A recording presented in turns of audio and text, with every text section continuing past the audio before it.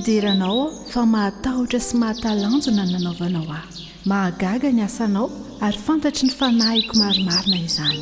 Salamo 5:30. Rehefa lavy tamin'ny fahotana isika dia tsy maintsy nanao dingan'Andriamanitra hanavotana antsika.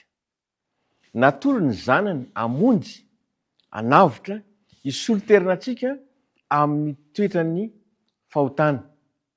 Tsy maintsy nokapohana Jesosy fanasanana antsika. Tsy maintsy nahanto amin'ny hazo fijaliana izy mba ho fanavotana, ary tsy maintsy nanolotra ny ainy tokony hazo fijaliana izy mba ahatonga famonjena ho azy ho anao. Manoloana izany dia manana didy isika hitandro manjakariva izany nanavotana antsika izany. Izany hoe hiala amin'ny fahalotoana, hiala amin'ny endrika rehetra izay hamerina antsika indray ao anatin'ny fahotana. Ilaina izany no mitandro fa sarobidy eo anatrehan'Andriamanitra izao sy ianao. Ka malohana indrindra dia antsoin'Andriamanitra ianao ny hoe hanao izay mahamendrika, hanao izay mety hitandrona izany fahamendrena izany, ara-tsaina, ara-batana, ary indrindra ny fitondran-tena, satria izany no pirofo lehibe fa mitoetra ao anatintsika mitondra endrik'Andriamanitra isika. Eto indrindra soatra masina dia manao antso amintsika, manao hoe mangataka anareo ary lahlahy mba atolotrareo ny tenanareo fanatitra velona, masina, sitrak'Andriamanitra. Mangataka anareo ary rahalahy noho ny famindrapon'Andriamanitra dia lazainy mihitsy ny hoe mba atolotrareo ny tenanareo fanatitra velona, masina, sitrak'Andriamanitra. Amin'ny andiny hafa dia mbola ampiny izany manao hoe aza manaraka ny fanaony izao tontolo izao. Aza manaraka ny fanaony izao tontolo izao fa miova amin'ny fanavaozana ny saina, hamantaranareo ny sitrapon'Andriamanitra. Asaina mananton'Andriamanitra isika ary asaina miala koa amin'ny fanaony izao tontolo izao. Satria izany no manimba ny fanahintsika, manimba ny fahamasina ao anatintsika, manala ny voninahiny ao anatintsika, hanika tsy hita eo amin'ny endritsika fa zanak'Andriamanitra isika. Tsy hita amin'izay ataontsika fa momba sy eo amintsika Andriamanitra.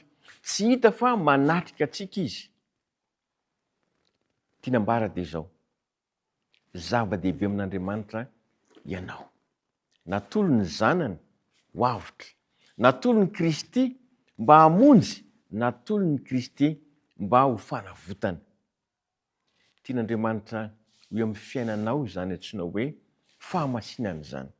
Tian'Andriamanitra ho hita aminao izany voninahiny izany, ary tiany ho hita aza isan'andro isan'andro fa zanany ianao. Hitaratra ny endriny, hitaratra ny voninahiny, indrindra haneho ny maha izy azy amin'ny manodidina rehetra.